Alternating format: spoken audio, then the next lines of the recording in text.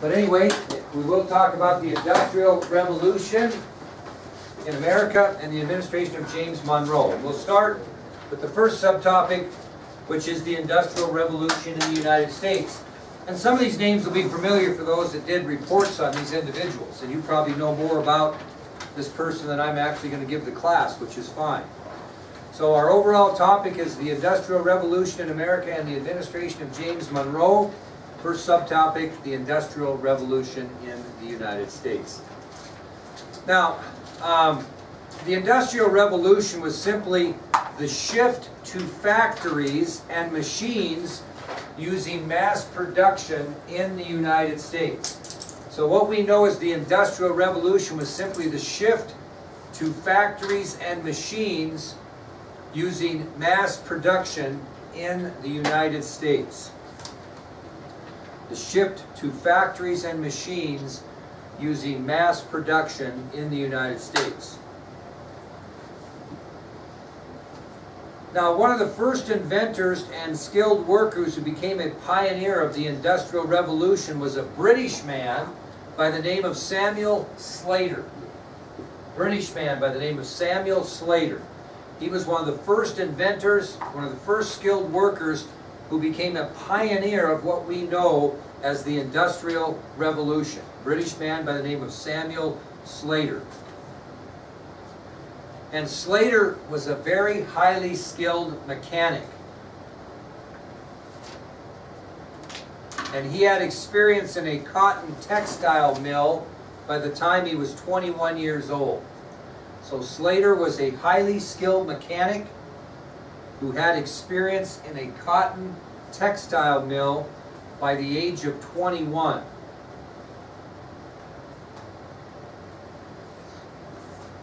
The cotton mill? The cotton textile mill, yep. Now, British inventors were a little ahead of us, and they had already designed and built spinning and weaving machines. They were a little bit ahead of us, and they had already built spinning and weaving machines. And Slater, living in Britain, became knowledgeable about those new spinning and weaving machines that were originally designed and built by British inventors. But he knew all about them because he lived there. Now, if you were the British, how would you feel about this new spinning and weaving machines that were designed by your inventors? You probably wouldn't want. What wouldn't you want? That other countries to get it. So they passed laws that banned workers from leaving the country.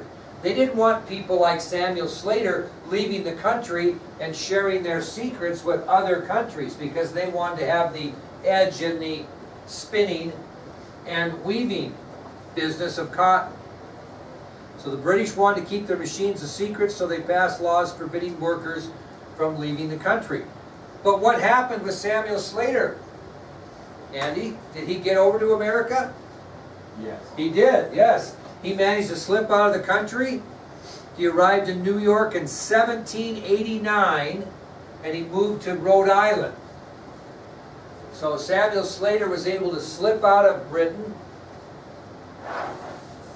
He arrived in New York in 1789 and then settled in Rhode Island. Now, so yeah, what did he want to do? He wanted to reproduce these spinning and weaving machines, right, that were used in England. But he couldn't do it on his own. He didn't have any money. So he was given financial help from a Quaker merchant by the name of Moses Brown. So Samuel Slater came to the United States with the idea of developing his own spinning and weaving machines, the type they used in England.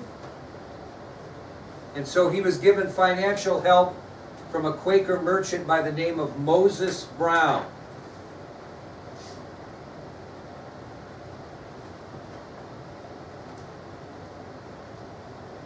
Well, because of Brown's financial support, Slater was able to reproduce these spinning and weaving machines, and they used water for power. which used water for power. So with the financial backing of Moses Brown, Samuel Slater is able to reproduce these spinning and weaving machines that were used in England using water for power.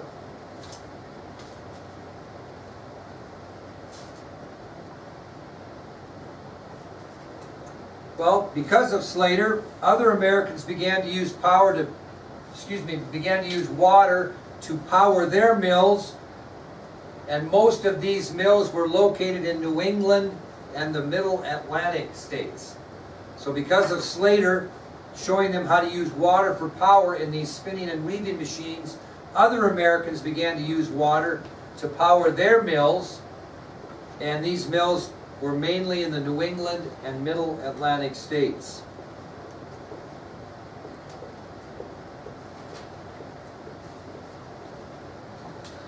Well, within a few years, Americans were able to master the spinning yarn and weaving cloth in these mills like it was done in England. And because of the ability of the mills to produce both yarn and cloth, it established the factory system in the United States. So without Samuel Slater, we don't know anything about these spinning and weaving machines. We don't know anything about using water for power in these machines. And his invention, or his coming to America, allowed a lot of Americans to master these abilities to spin yarn and weave cloth at a high rate in factories. And I guess the bottom line is the Industrial Revolution owes a lot to Samuel Slater.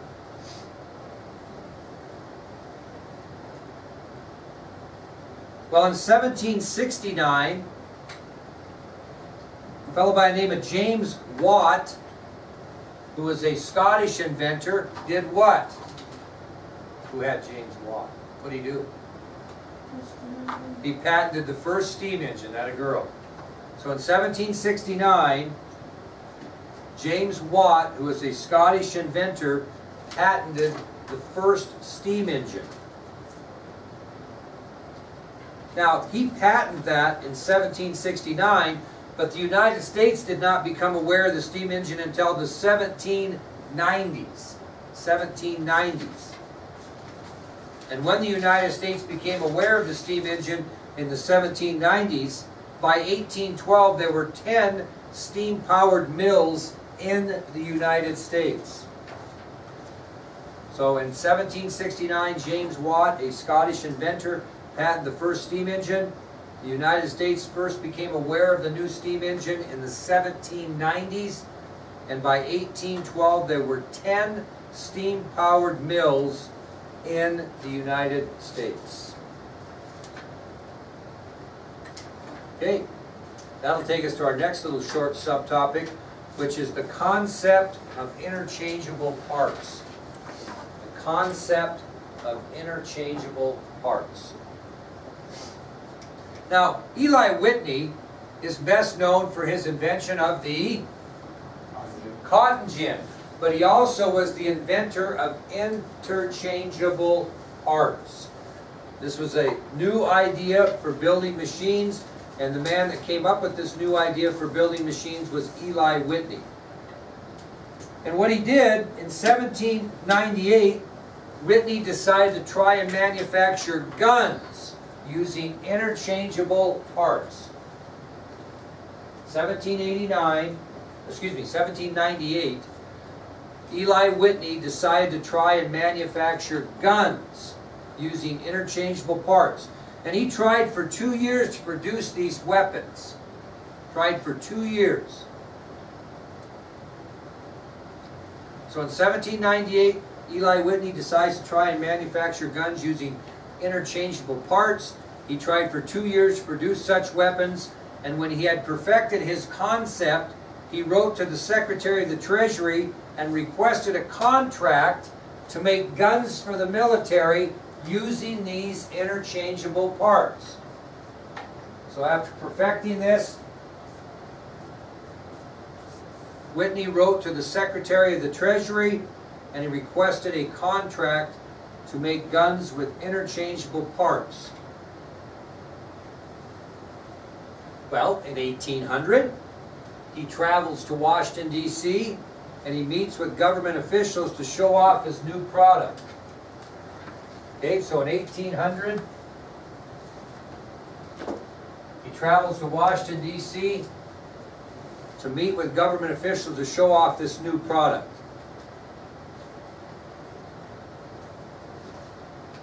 Now, if you can picture this in your mind, he gets to Washington, D.C., gets in front of these government officials. He unpacks a box that contains the parts of 10 identical guns, and he scatters the parts all across a large table in front of these government officials. And then he simply assembled the first gun and repeated the process until he had all 10 guns assembled from this myriad of parts that he had thrown on the table. Now, they were pretty impressed with that, but what would they next want probably done once he... Yeah, he wanted them fired. So after he assembled them, Whitney fired all 10 weapons, and as a result of his efforts, mass production began in the United States, and Whitney received the contract that he requested from the government to produce these guns using interchangeable parts. Pretty beneficial, wouldn't you say, if you got in the field and you could use parts from one gun on another? That was the idea. Well, we'll tell you about benefits of the Industrial Revolution. We're not going to go into this great deal. We're going to get moving on here. But the Industrial Revolution did accomplish 6 things in the United States. Is this the benefits of it? Yep, benefits of the Industrial Revolution. Now, we could go on. I could tell you inventor after inventor after inventor, but the point is we do have a time limit here. We get where we need to get by the end of the year. So we're just giving you the condensed version and telling you about the 6 things that the Industrial Revolution accomplished in the United States. What would be the obvious one?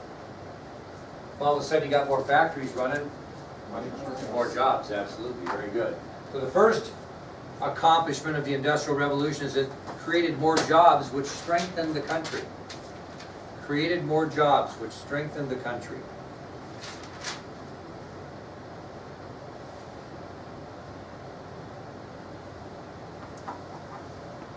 Okay, the second thing that the Industrial Revolution accomplished is it transformed transportation. How would it transform transportation? Keeping in mind that you're building things faster and faster. How's it going to transform transportation? You're going to have to get these products from point A to point B, and how do they do that at this point, mainly? By what? Well, we've even got, we're going to get more technological than that. We're going to go from wagons to railroads. More railroads were built. So the Industrial Revolution transformed transportation by building railroads for these steam-powered trains now that are going to be taking these goods from point A to point B to point C. So you start having the building of railroads. So Andy was there, he just hadn't got up to date yet. Okay? Now, what is mass production going to require? Less what? Not people so much, but manual labor. So another benefit of the Industrial Revolution, number 3, is the Industrial Revolution required less manual labor, which resulted in more production. Required less manual labor, which resulted in more production.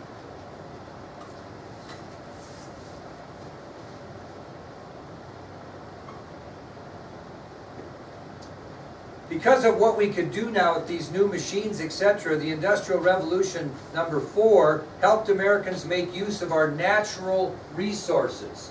Would you use the forest more if you had a more convenient way to cut the wood? Certainly you would. Sawmill, okay? Would you use the soil more if you had better ways to plant and grow?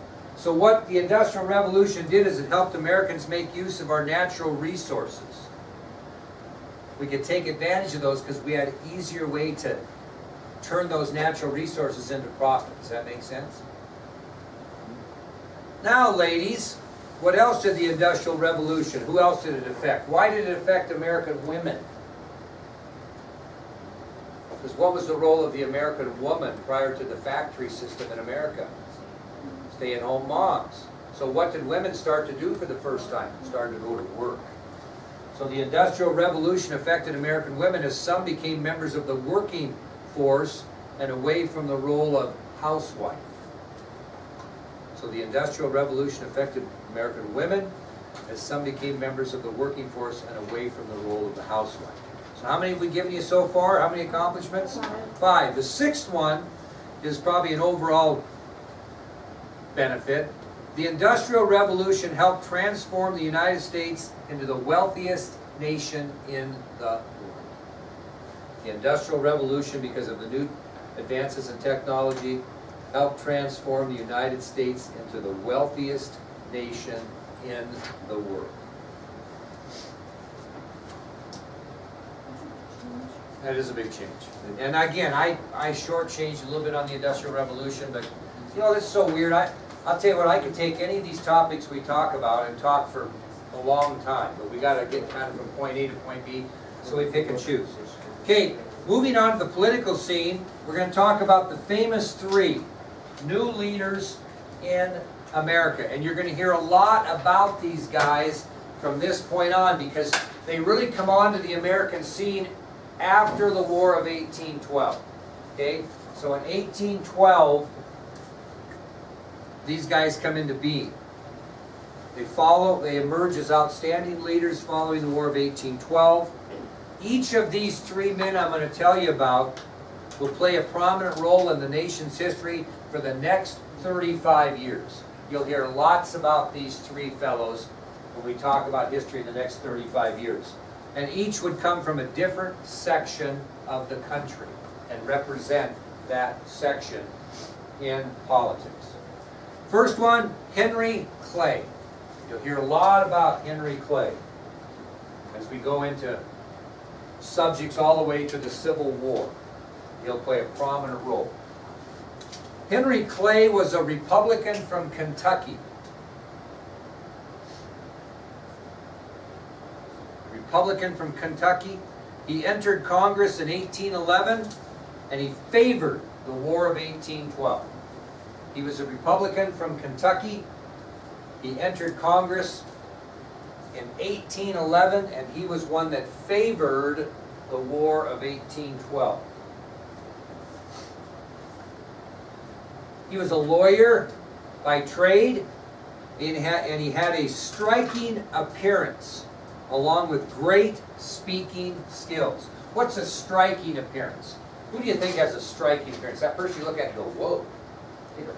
Who? Kate Upton, maybe. Okay? And it might be for beauty, it might be for a rugged look, but sometimes you look at people and you just go, man, look at that person. There's something about them that just takes your eyes to them. That's a striking appearance. So Henry Clay was a lawyer. He had a very striking appearance and was great at speaking. He had great speaking skills. And he would represent the western part of the United States. Keep in mind at that time. He would represent the western part of the United States. First of the famous 3 new leaders in America, Henry Clay. The second of the famous 3 new leaders in America after the War of 1812 was John C. Calhoun. John C. Calhoun. He was also a Republican, and he was from South Carolina. John C. Calhoun, a Republican from South Carolina. He also entered Congress in 1811, and he also favored the War of 1812. John C. Calhoun, a Republican from South Carolina. He entered Congress in 1811 and also favored the War of 1812. He was also a lawyer.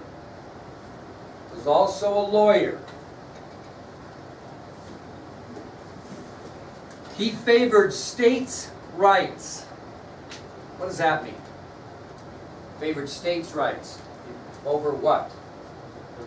Over the federal government. He felt the states had the rights to make their own laws, not the federal government. So he favored states' rights, and he was considered a very persuasive speaker. What does that mean? You're a persuasive speaker. You're diplomatic. You can talk people into your way of thinking. Okay? I could persuade Elise that she should quit swimming and start going out for volleyball. Now, that takes some persuasion. If you could do that, you'd be a very persuasive speaker. But he had that ability to have people have his way. He represented the southern part of the United States at the time. Represented the southern part of the United States at the time. Your final member of the famous three new leaders in America after the War of 1812 was Daniel Webster. Daniel Webster.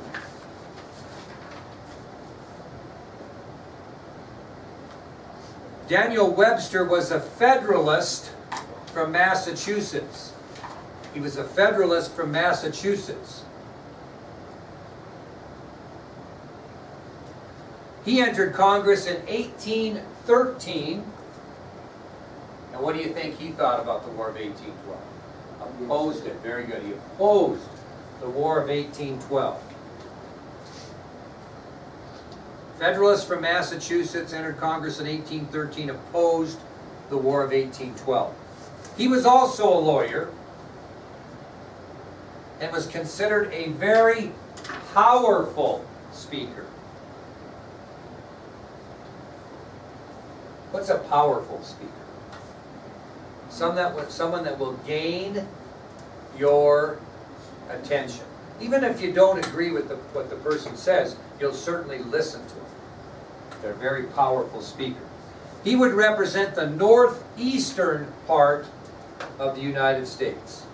Northeastern part of the United States. Okay, that'll take us to a presidential election.